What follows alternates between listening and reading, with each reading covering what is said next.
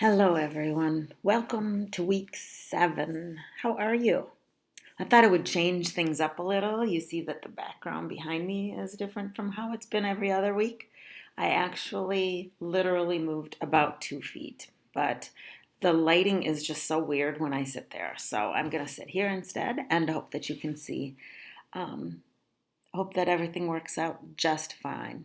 So I hope that you all are doing well. I hope that your family and you are staying nice and healthy. And heck, we've only got, I think, 4 more weeks left, maybe 3 more weeks. I think it's 4.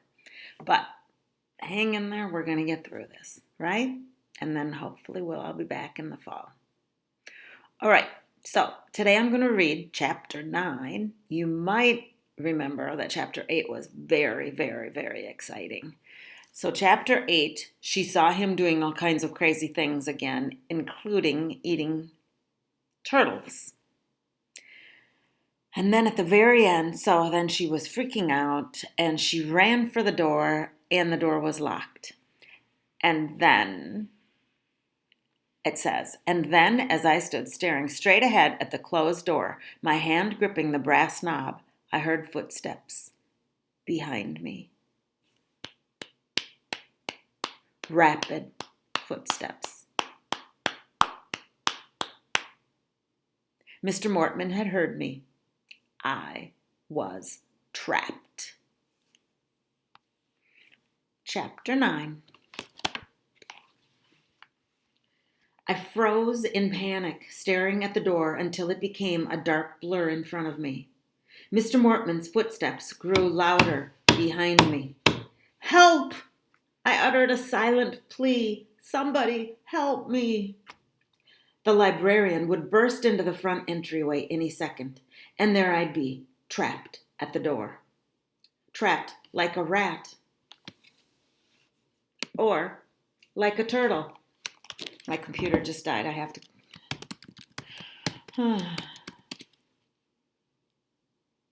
Okay. We still continue. And then what? Would he grab me up like one of his pets? Would he crunch me between his teeth? There had to be a way out of there. There had to be.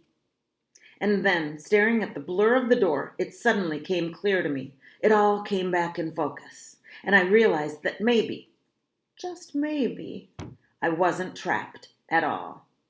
Mr. Mortman had locked the door from the inside. The inside! That meant that maybe I could unlock it and open the door. If the door locked with a key, then I was stuck. But if it was just an ordinary lock that you turned... Hey, is someone out there? Mr. Mortman's raspy voice burst into my thoughts. My eyes frantically searched the door. I found a lock under the brass knob. I reached for it. Please turn, please turn, please turn. The lock turned in my hand with a soft click. The prettiest sound I had ever heard. In a second, I had pulled open the door. In another second, I was out on the stone steps. Then I was running as fast as I could, running across the front lawn, cutting through some shrubs, diving through a hedge, running for my life. Gasping for air, I turned halfway down the block. I could see Mr. Mortman, a shadowy figure in the library door. He was standing in the doorway, staring out, not moving, just standing there. Had he seen me? Did he know it was me spying on him? I didn't want to know. I just wanted to get away. The late afternoon sun was ducking behind the trees, making the shadows long and dark. I lowered my head and ran into the long blue shadows, my sneakers thudding hard against the sidewalk. I was out. I was okay. I had seen the monster, but he hadn't seen me. I hoped. I ran until I got to Aaron's house. He was still in the front yard. He was sitting on the stump of an old tree his parents had removed. I could see the blue frisbee type thing in his lap. He was struggling to untangle the long rubber band. Aaron had his head down, concentrating on undoing the knots, and didn't see me at first. Aaron! Mr. Mortman, A monster! I cried breathlessly. Huh? He looked up, startled. Mr. Mr. Hartman, he's a monster, I repeated, panting like a dog. I put my hands on my knees and leaned forward, trying to catch my breath. Lucy, what's your problem? Aaron muttered, returning his attention to the rubber band. Listen to me! I screamed impatiently. I didn't sound like myself. I didn't recognize my shrill, panicky voice. This thing stinks, Aaron muttered. It's totally tangled. Aaron, please, I pleaded. I was in the library. I saw him. He changed into a monster. He ate one of the turtles. Aaron laughed. Yum, he said. Did you bring me one? Aaron, it isn't funny, I cried, still out of breath. I was so scared. He's a monster. He really is. I thought I was locked in with him. I thought. Tell you what, Aaron said, still picking at the knots of the rubber band. He held the blue plastic disc up to me. If you can untangle this big knot, I'll let you play with it. My computer timed out again. I don't know why. It keeps timing out today. Ah! I let out an angry scream. Why don't you listen to me? Lucy, give me a break, Aaron said, still holding the disc up to me. I don't want to talk about monsters now. It's kind of babyish, you know? But Aaron, why don't you save that stuff for Randy? Aaron suggested. He waved the blue disc. Do you want to help me with this or not? No, I screamed, and then I added, you're a lousy friend. He looked a little surprised.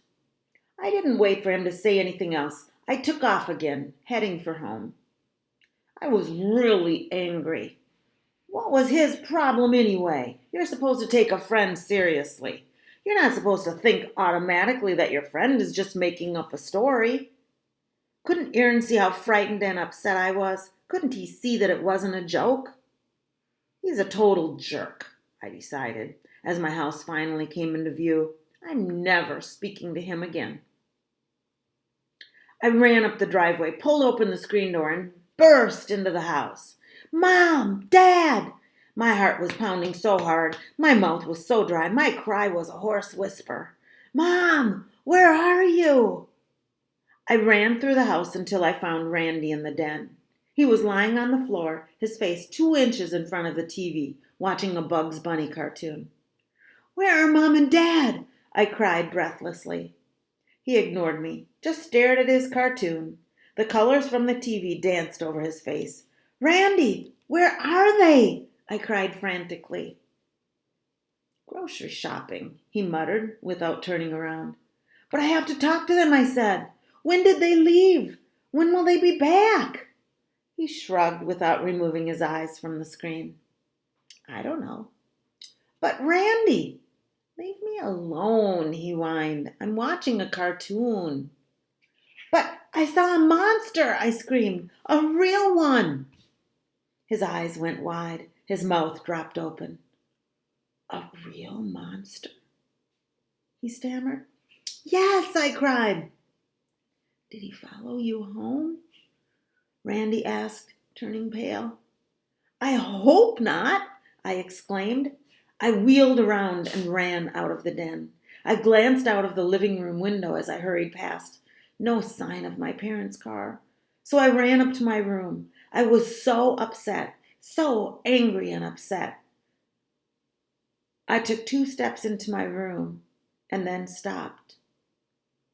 There, in my bed, under the covers, lay a big, hairy monster, its gnarled brown head on my pillow, its gaping, toothless mouth twisted in an evil grin.